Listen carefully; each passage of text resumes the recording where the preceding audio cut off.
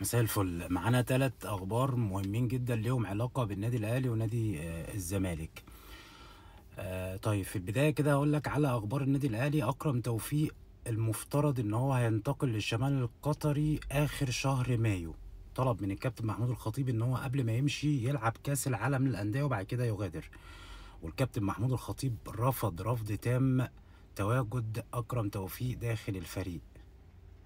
وفي الوقت الحالي ينتظر الفريق لاعب خط وسط محلي. ده اكرم. رامي ربيعه لحد دلوقتي ما جددش مع الاهلي. ليه؟ لانه عايز 25 جنيه في السيزون. 25 مليون جنيه عايز 25 مليون جنيه. انت متخيل 25 مليون جنيه؟ رامي ربيعه اللي الناس كلها عماله تقول لك لا احنا اصلا رافضين تواجده في الوقت الحالي. طيب، واحنا بنتكلم كده مع بعض وبنشوف القصه ماشيه ازاي، هنلاقي ان كل ما هو له علاقة بالتجديد وله علاقة بالشأن الداخلي للنادي الأهلي دائما ما يكون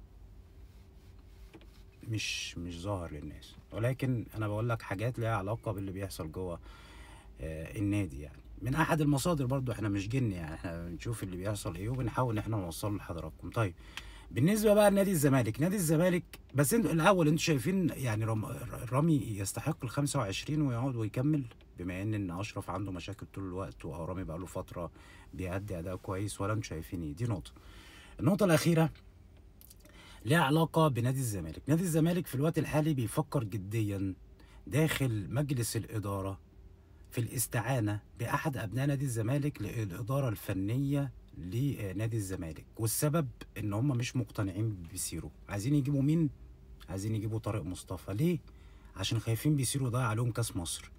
ولكن الكابتن أحمد حسام ميدو يرفض رفضا تاما مغادرة بيسيرو، بل بالعكس بيقول لازم يقعد لحد نهاية الموسم. عايز يمشي بالسياسة بتاعة عدم كسر السيستم.